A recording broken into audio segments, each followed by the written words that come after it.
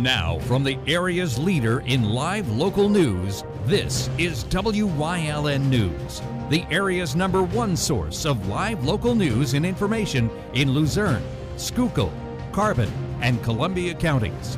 WYLN News starts now.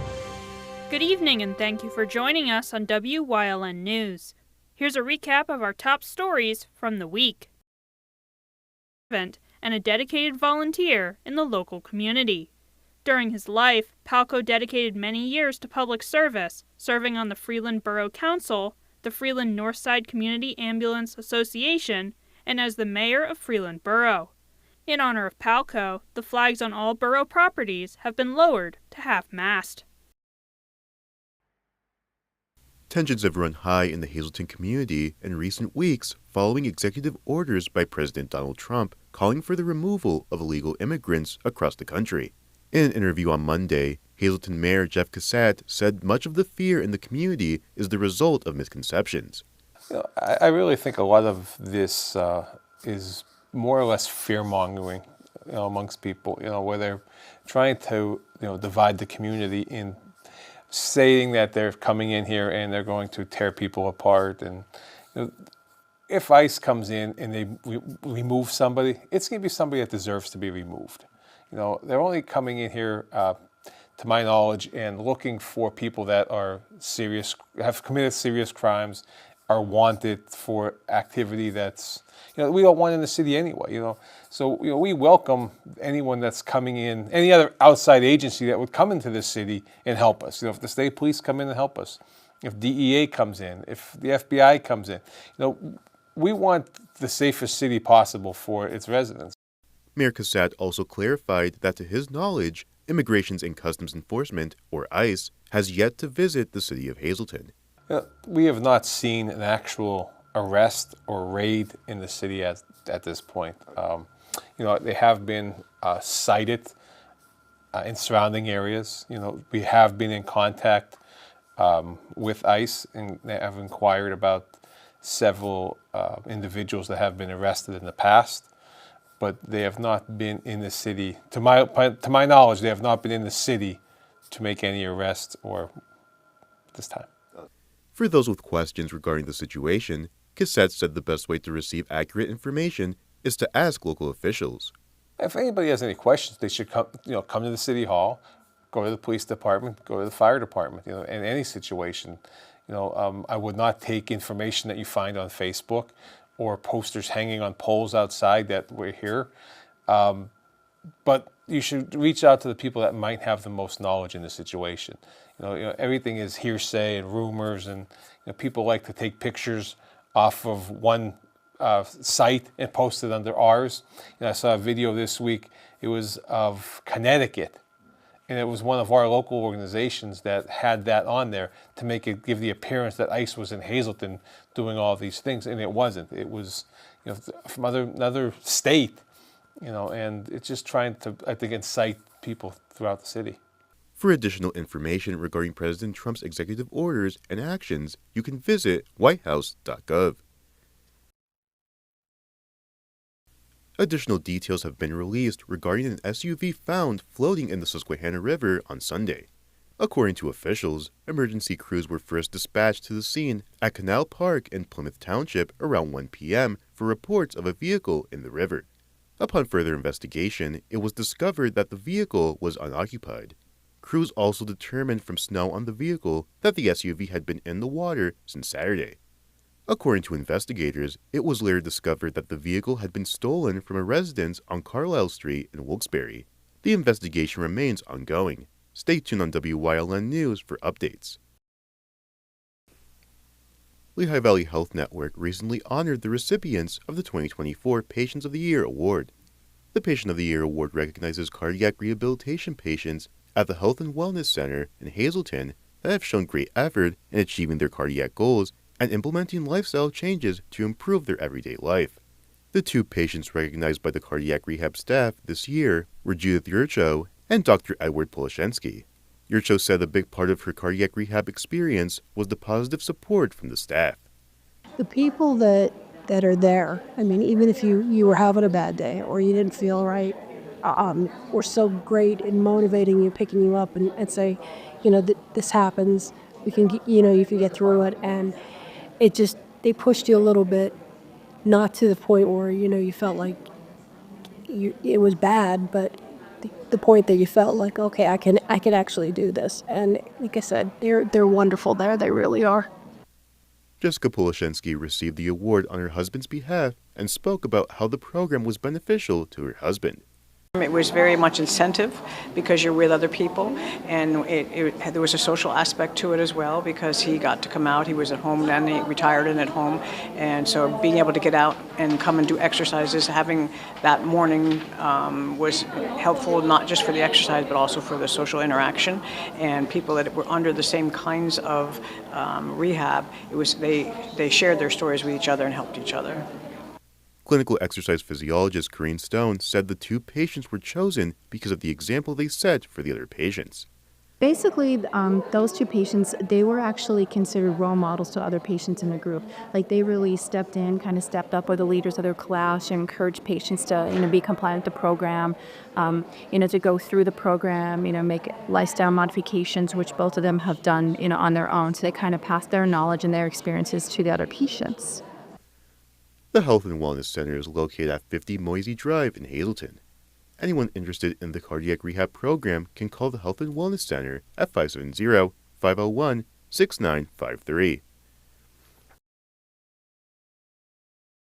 One person is dead following a Monday morning house fire in Sugarloaf Township. According to officials, crews were dispatched to 51 Cabana Lane around 4:30 a.m. on Wednesday for a report of an explosion. Crews were alerted to the scene by a neighbor who heard two pops, saw the house on fire, and called 911. Emergency crews from Sugarloaf, Valley Regional, Nuremberg-Weston, Hazel Township, Nescopec Township, and Wapwallopin operated at the scene for about 5 hours. Officials say the body was recovered around noon. The identity of the victim has not yet been released. The investigation into the incident remains ongoing. Coming up on WYLN News, Chris Fulmer leads us down the path through history with Northumberland, Part 4. Plus, we check in with State Representative Dane Watrow on Watrow's Weekly Update. And stay right here on WYLN. We'll be right back. Brought to you by the Lehigh Valley Orthopedic Institute, the region's only nationally ranked hospital. We turn setbacks into comebacks one movement at a time. Learn more at lvhn.org/ortho or 833-LV-ORTHO.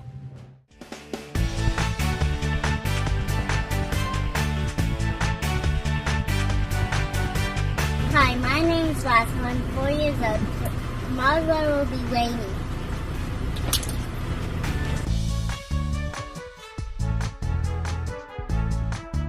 Weather Kids is brought to you by Lehigh Valley Hospital, Hazleton. Your health deserves a partner.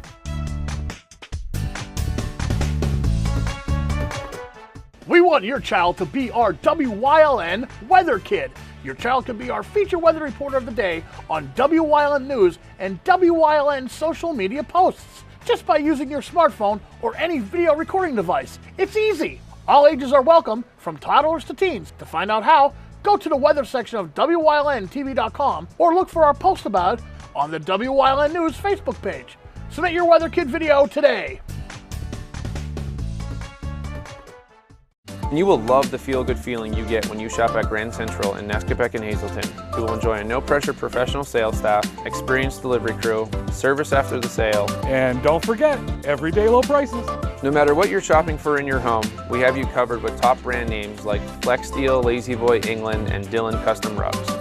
With our enormous selection and the flexibility to finance interest-free for up to 60 months, Grand Central makes it easy to make your house a home.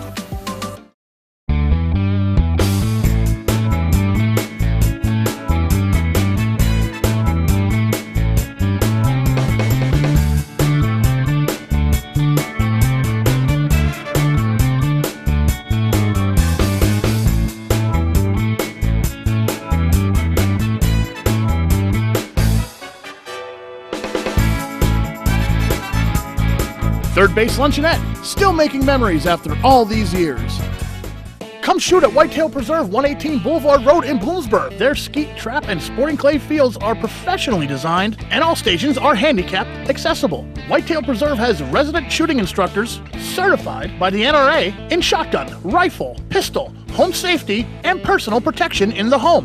Whitetail can also cater any size event, whether it be a private party, corporate event, or wedding. Call 570-384-2314 or 570-790-8969.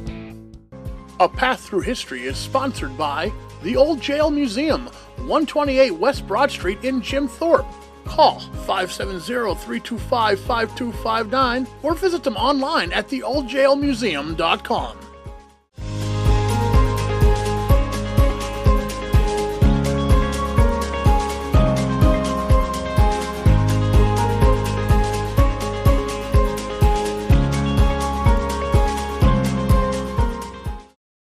In 1925 would see the opening of the Priestley Forsyth Memorial Library in Northumberland.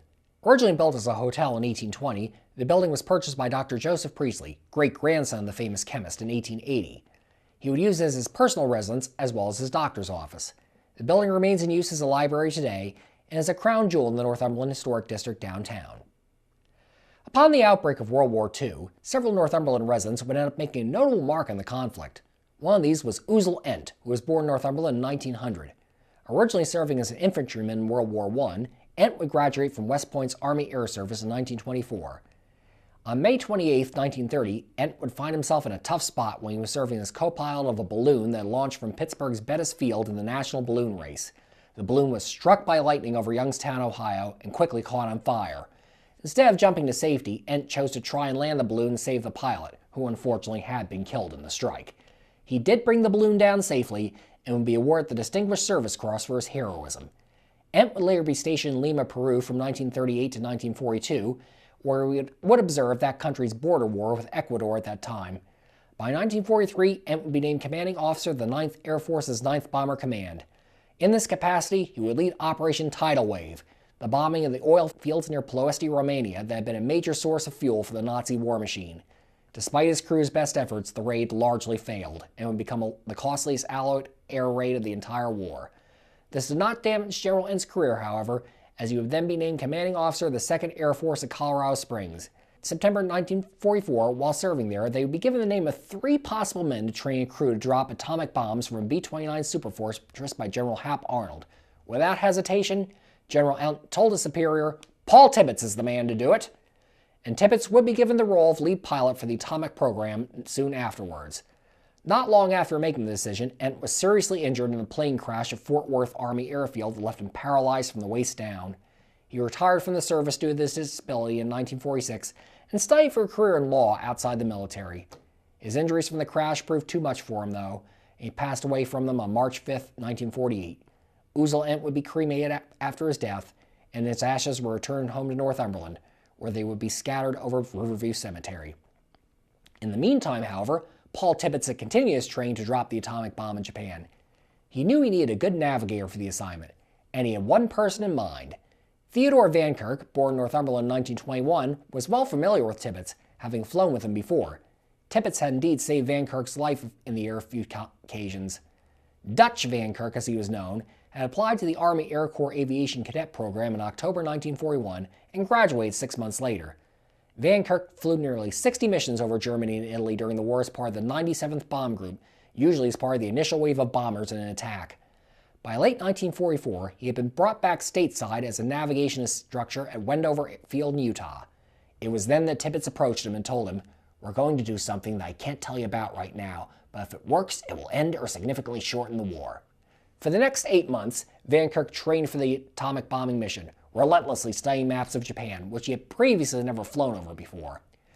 And so it was that he, Tibbets, and 10 other crewmen took off from Tinian Island and the Mariana Islands aboard the Enola Gay, named for Tibbets' mother, on August 6, 1945, with the uranium-bombed Little Boy in place in the bomb bay.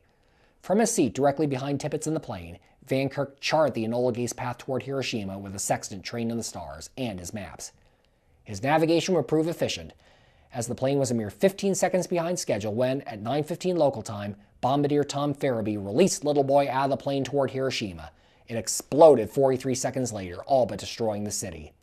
Years later, when asked in interviews, Van Kirk said that if he had the choice to do it again, he would indeed drop the atomic bomb again to end the war quicker and save lives. 3 days after the Enola Gay's flight, the plutonium bomb Fat Man was dropped in Nagasaki, causing similarly horrific damage and pushing the Japanese government to surrender. For his efforts in the war, Van Kirk will be awarded numerous medals, including the Silver Star and the Distinguished Flying Cross. After the conflict, he participated in nuclear testing on Bikini Atoll, and then in civilian life spent 35 years working for DuPont. Theodore Dutch Van Kirk died in 2014, the last surviving crew member of the Enola Gay. Like Uzalent, he was returned home to Northumberland after his passing and rests today in Riverview Cemetery. After the war, Northumberland would be caught up in the drive-in craze sweeping the country at the time. What was originally called the Arrow Drive-In opened on Route 11 near Northumberland on June 25, 1952 with John Wayne's The Flying Leathernex. Originally owned by Harold Bell, a capacity for 400 cars. In 1957, it would be renamed to the Point Drive-In. Capacity would be expanded to 600 cars in the 1960s. In 1972, the drive-in switched to primarily X-rated fare, a booking policy that lasted through 1987 when it went back to family-friendly films. FM stereo was also added to the drive-in at this time and was expanded from 1 screen to 3. One of the screens was destroyed by a tornado in August 2020, leaving a double screen capacity. It was announced in May 2022 the Point Drive-In would close at the end of the season to be converted to a solar farm. That deal, however, fell through, and the drive-in opened for business for the 2023 season. Today, the Point Drive-In is one of 29 drive-ins still operating in Pennsylvania. For many years, the Northumberland High School Pine Knotters had a strong rivalry with their neighbors, the Sunbury High School Owls. This would change beginning in 1963 with the passage of the School Consolidation Act, which aimed to merge many of the then over 2,000 school districts in Pennsylvania to cut down costs. Northumberland High School and Sunbury High School would be caught up in the merger mania that followed over the next few years, as the number of high schools in the state was reduced from roughly over 500 school districts in service today. The two districts would be merged together in 1966 into the Shikellamy School District, which today serves both communities. The Pine Knotter name, which relates to how a pine tree branch forms a tight knot as it goes into the tree, and thus denotes a strong person, still lives on today in Northumberland, however. The town had a large bicentennial celebration in 1972, and so many people attended that it was decided to keep the festival going in the years that followed. Thus, beginning in 1973, and continuing every year since apart from a pandemic-induced break in 2020, Pine Knotter Days has been a major summer festival in the community. Street vendors, games, musical acts, and art exhibits are just some of the events that traditionally highlight Pine Knotter Days. It also takes pride in naming a Pine Knotter of the Year and a Junior Pine Knotter of the Year during the festivities, which in today's more fragmented times has proven to be a way to still bring the community together as one.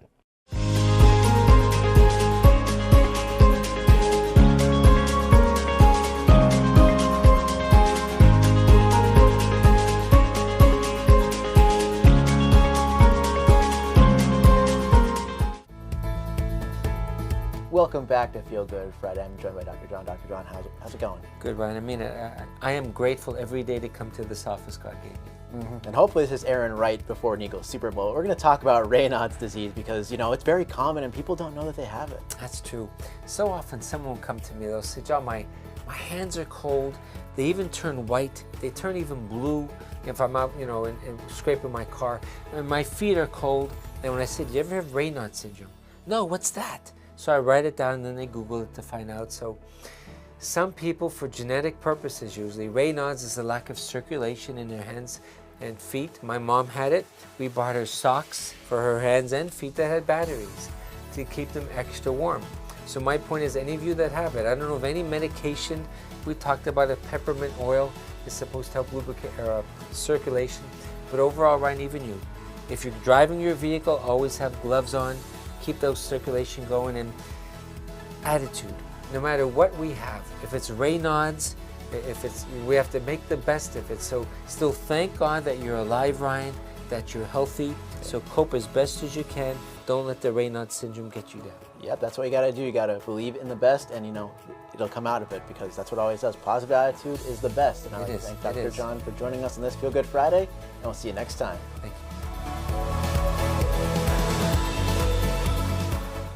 If you're looking for an affordable pre-owned car or truck, Cher's Auto Sales has a great lineup of clean, dependable, and quality vehicles. Stop in at 610 North Broad Street in West Hazleton, 570-454-7229. Cher's is proud to be celebrating 70 years in business. WYLN TV 35 is expanding and is on the hunt for a dynamic salesperson to join our vibrant team. If you've got the passion and the drive, we want to hear from you. Send your resume to the email displayed on your screen. Don't miss this great opportunity.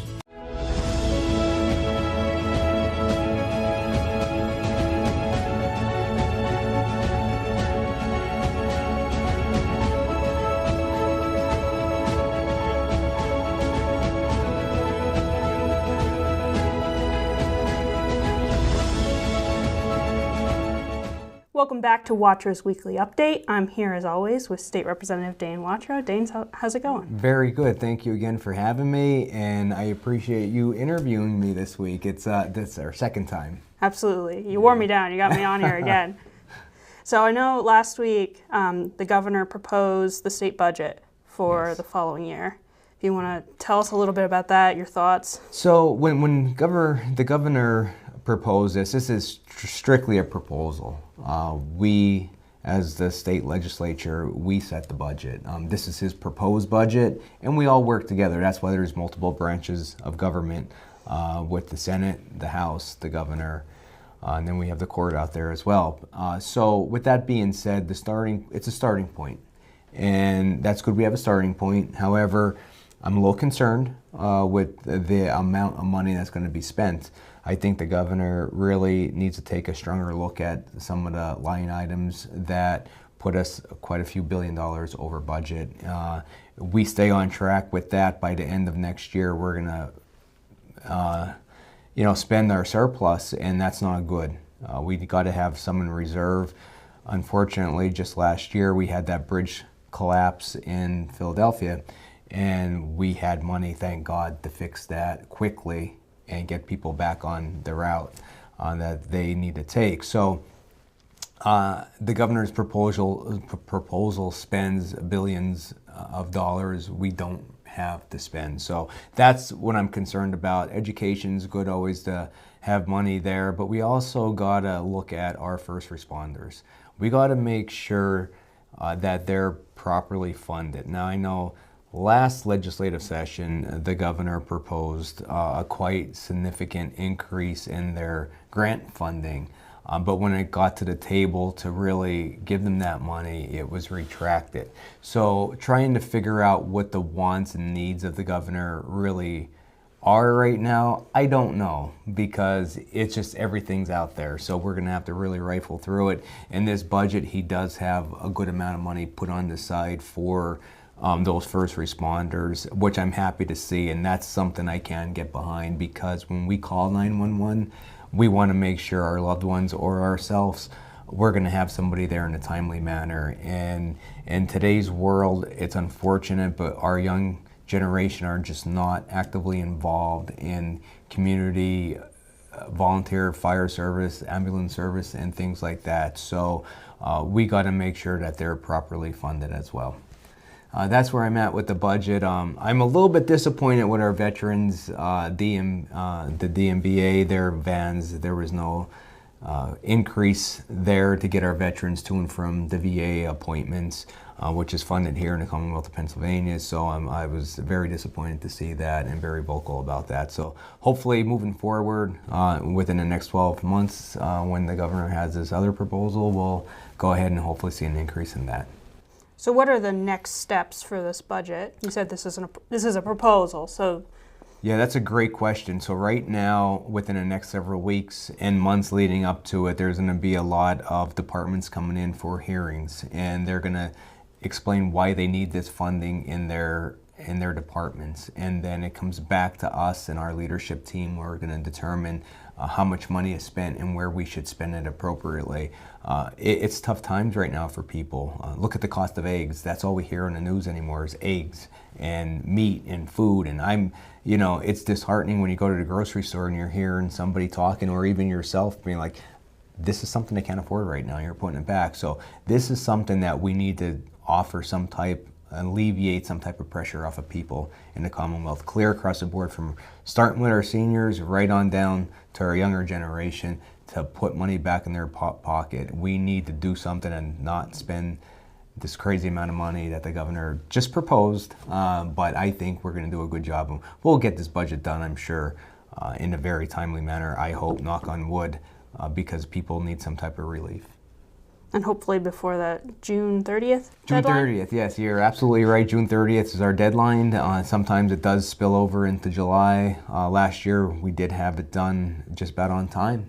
So I'm excited to see how this proposal and how this is going to develop, and we should get it done before June 30th because that's our job. We should be there working until it gets done. Sounds like a plan. Yeah. Circling back to first responders, I saw you recently had some success in securing some state grant funding Yes. for our local first responders. Yeah, super exciting there.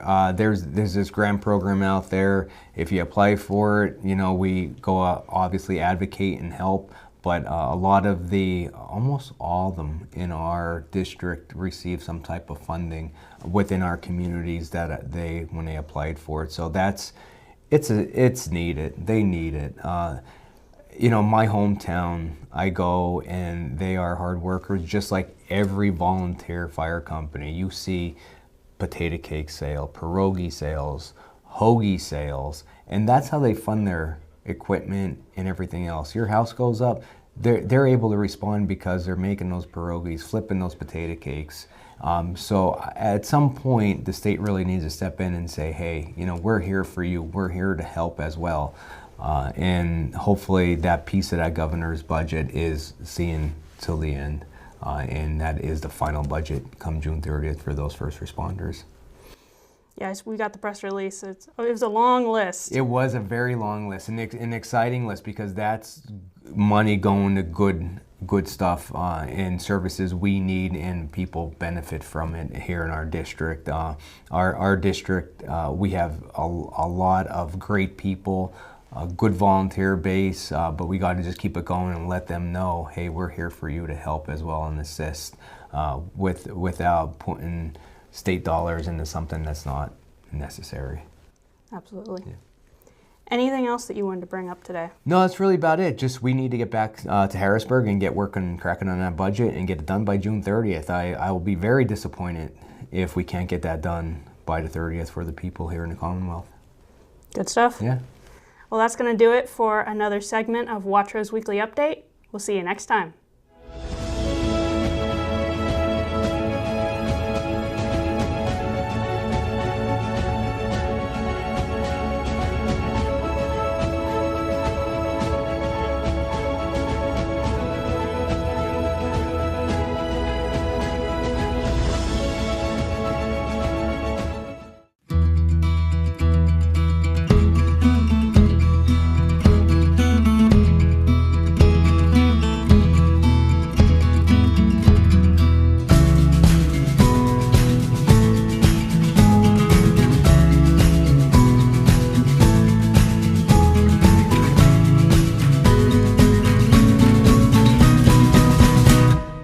Express Care. Walk in and you walk into the region's most trusted health network. SJ Kowalski is your Mitsubishi Diamond contractor. They can install a Mitsubishi electric Mr. Slim ductless heating and cooling system. Mr. Slim systems are designed to make any living space in your home inviting. You can have a different temperature control for every room in your home. The money-saving technology can save you 25 to 50% on your heating bill. For Mitsubishi, Rinnai, and trained comfort specialists, call SJ Kowalski at 570-455-2600.